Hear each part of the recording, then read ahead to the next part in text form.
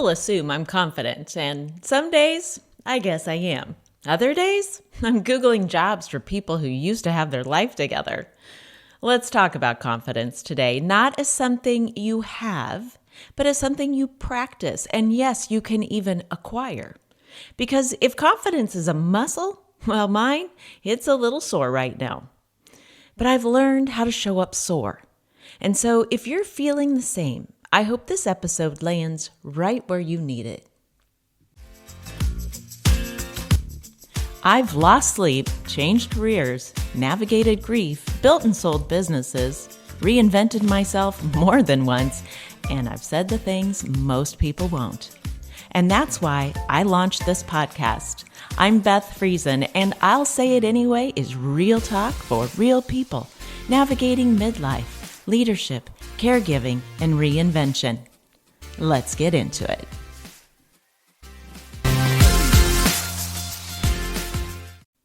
Well, here we are, episode 2, Confidence is a Muscle.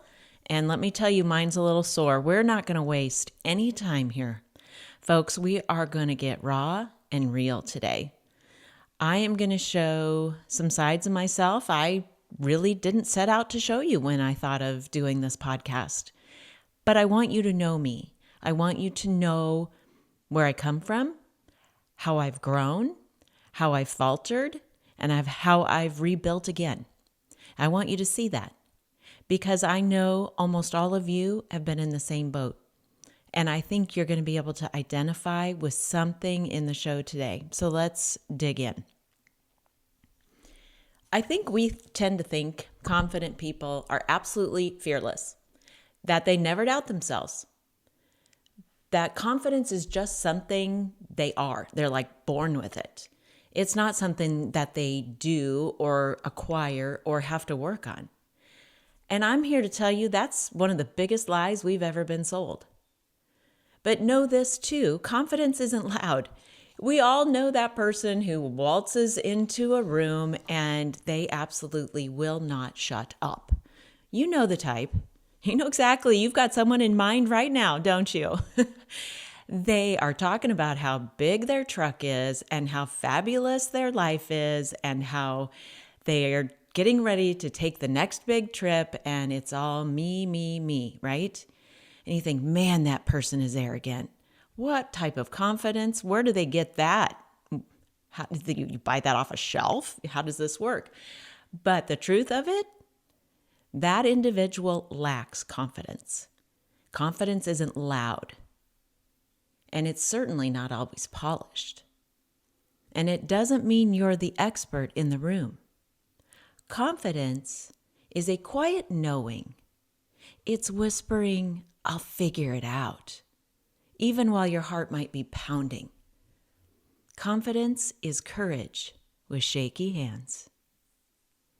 Now, confidence has been studied. Trust me. There's all kinds of research on it. You wouldn't believe it. But this research does show that confidence builds through repeated action. Psychologists call it a positive feedback loop. I often joke that people and puppies, we're not that different if you stop and think about it. So when you act, you gain experience. When you gain experience, you gain evidence. And when you gain that evidence, you build confidence. Think about Roger Bannister. How many people before him had not tried to run a sub 4-minute mile? Oh my goodness. And then all of a sudden, he did it. And what happened?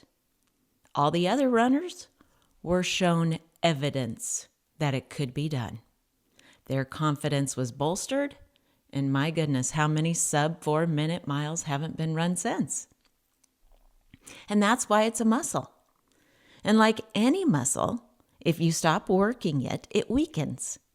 The medical term for that is atrophy. It gets smaller, it shrinks. Confidence isn't a fixed thing. It can be grown and it can be lost. It's situational and adaptable. And what the really good news is about that is that if you don't have confidence today, you can get some. You can build some for yourself. And I love that. And I hope that gives you a real shot in the arm. Now, here's what no one ever told us. Not in school, not throughout our life.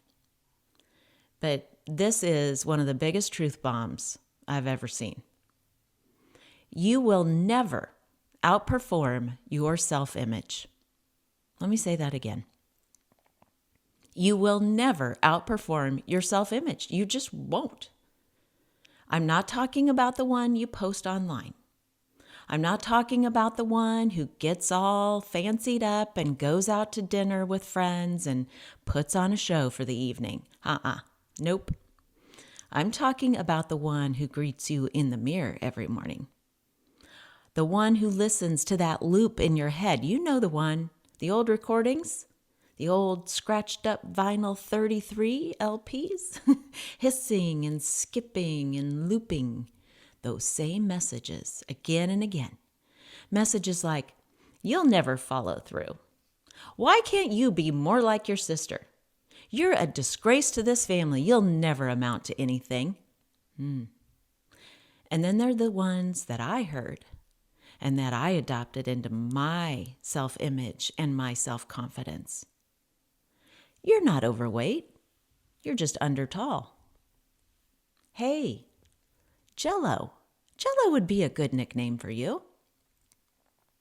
And then, why do you think you're so cool? And why do you think you're better than the rest of us? Message received. Be thin and fit in. Sit down. Don't be too much. Don't intimidate anybody else. Wow. And those messages don't just shape our mood. They shape our actions, our careers, our relationships, and they certainly shape how we see ourselves in the mirror. They become the voice that narrates our life. That is, unless we do the work to change the script. So here we go. I'm going to bear it to you. Right now, here we go. So the story with my body and those messages I had received spans decades.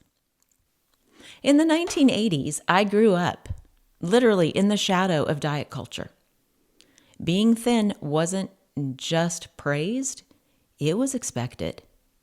Those of you of a certain age, I'm using air quotes there, you remember. The old saying, you can't be too rich or too thin. That's how we lived.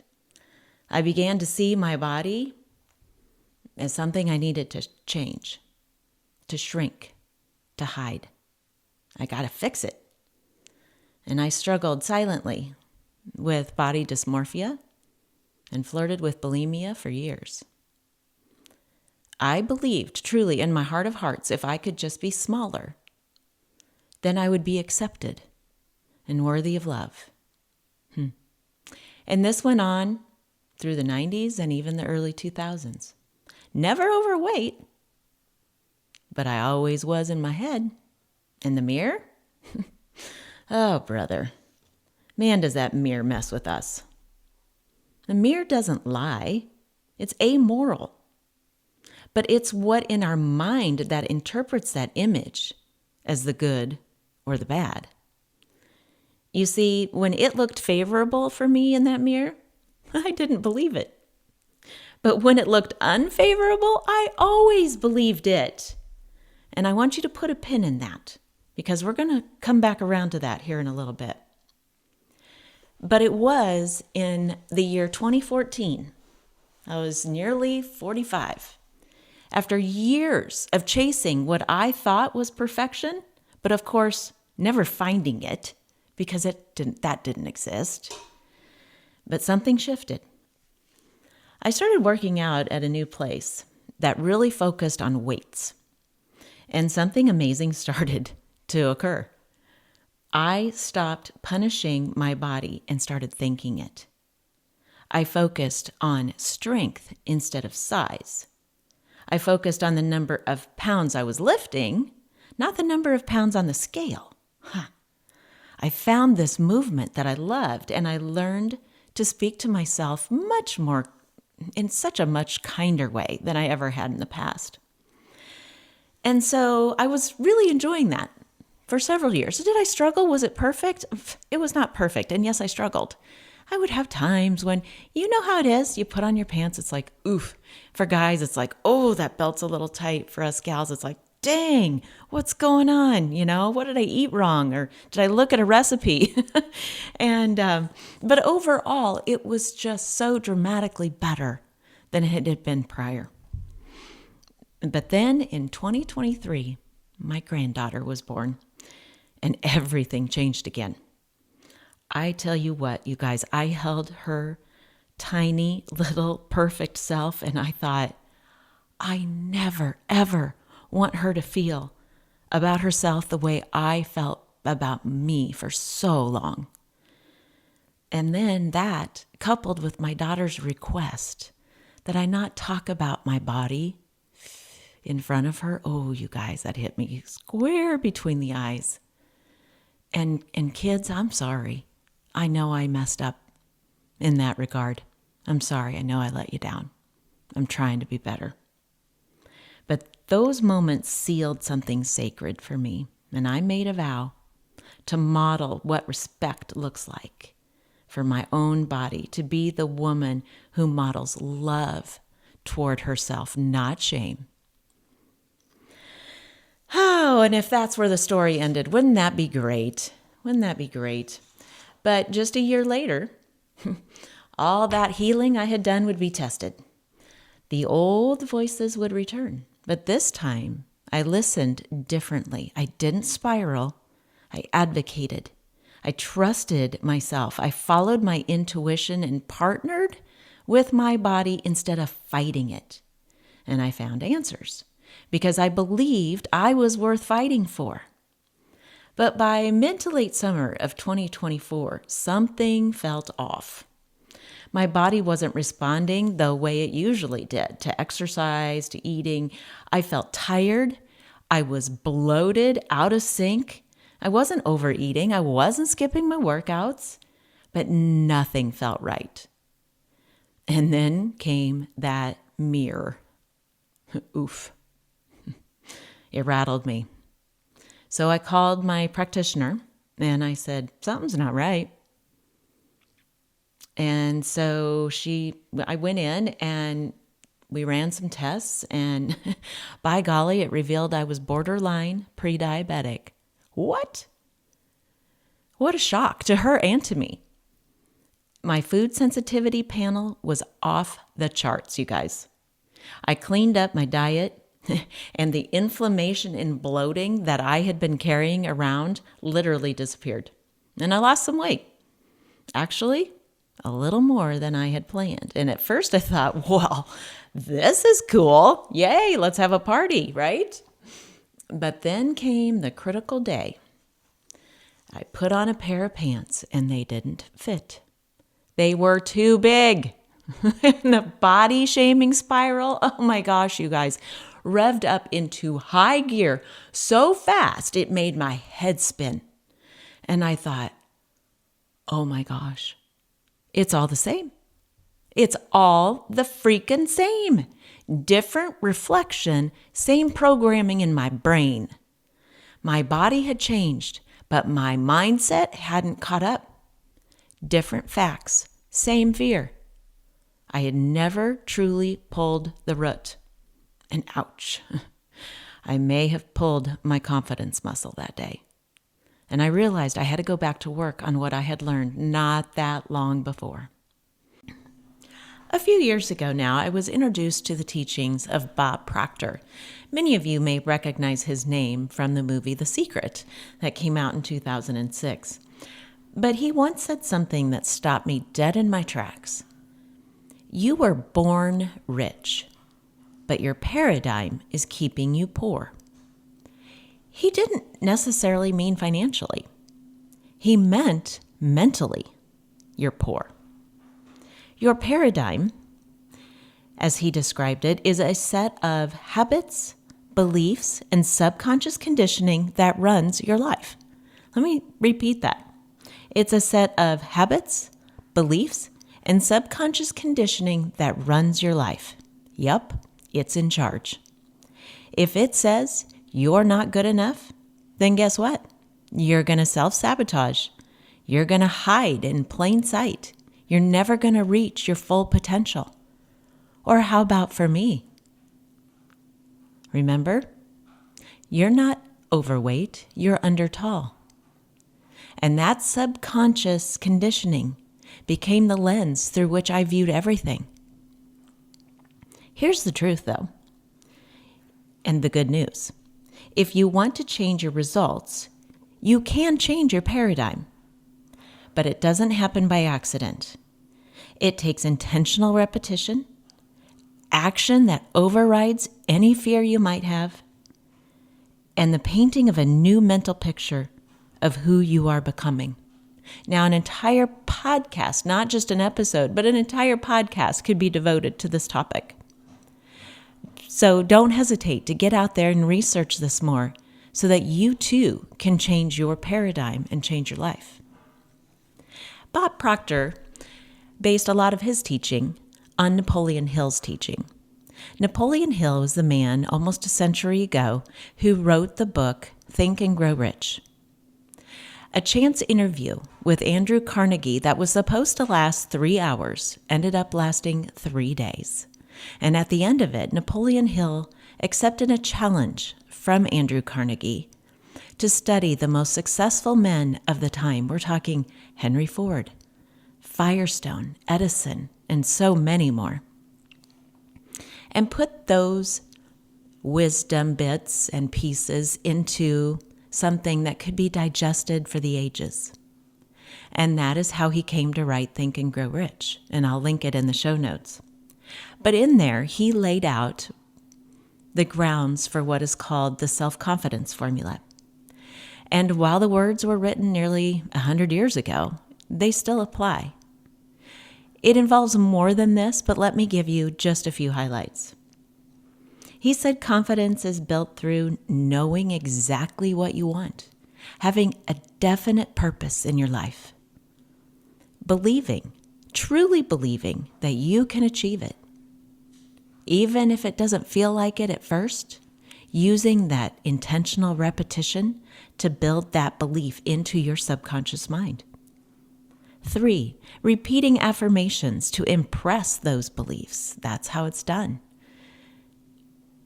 4, growing your knowledge and your skills consistently. What do you need to do or to study or to research in order to be able to get the promotion you want at work or to start the new business? In my case, I had to do quite a bit of studying and research and learning just to be able to produce this podcast and put it out into the world. And it was a grand adventure, and I'm so glad I did it. And then finally, practicing persistence, especially when life goes sideways, and it will. It's not magic. It's mental conditioning. It's self-leadership. And it's the reps no one sees that build the results that are visible to the world. But here's the kicker. The subconscious mind that we've been talking about, it runs 95% of your daily actions. 95%. And it doesn't care how motivated you are because it only responds to repetition and emotion. It was basically done being programmed before you can even remember much. So unless you intentionally rewire it, you'll keep circling the same dang results over and over. You've got viruses and malware on your hard drive. Your hard drive is your subconscious mind. You've got to clear it, and you've got to install something new. And this is why personal growth isn't just about what you learn, but also about what you unlearn. Maybe that's even more important in some cases. We have to unlearn the lies. We have to rewrite the loops and install new beliefs. So, what do you do when your confidence gets a kick in the gut? Or in my case, when my confidence pulled a muscle? We have to rebuild. Not by waiting until you feel better, though. You have to show up sore. You have to act before you're ready.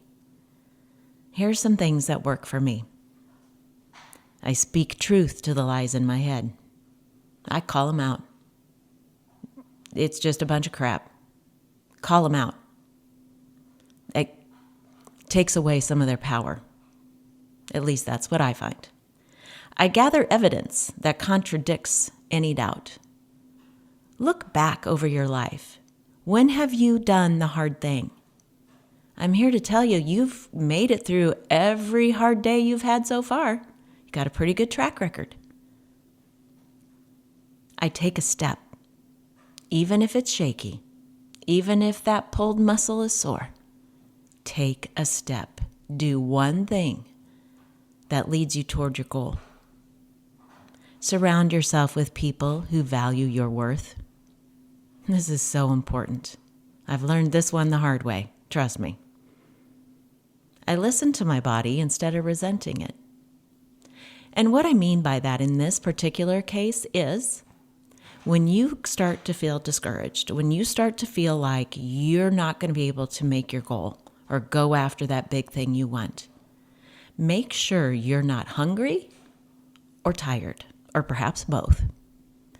Because in the development of this podcast, when I doubted myself the most was when I was tired. And I realized I'd been working really hard on it. And it was time to take a break.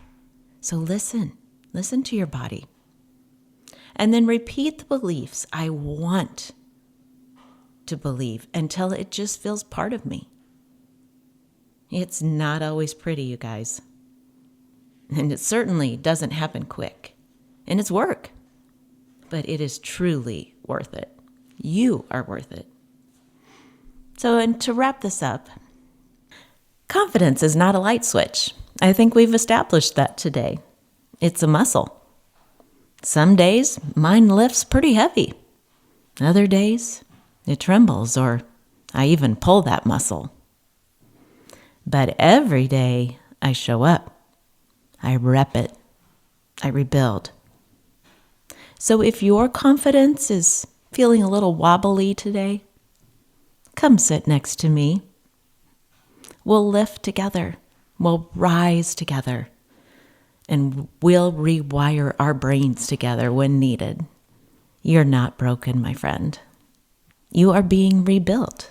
And that is the most powerful kind of confidence there is.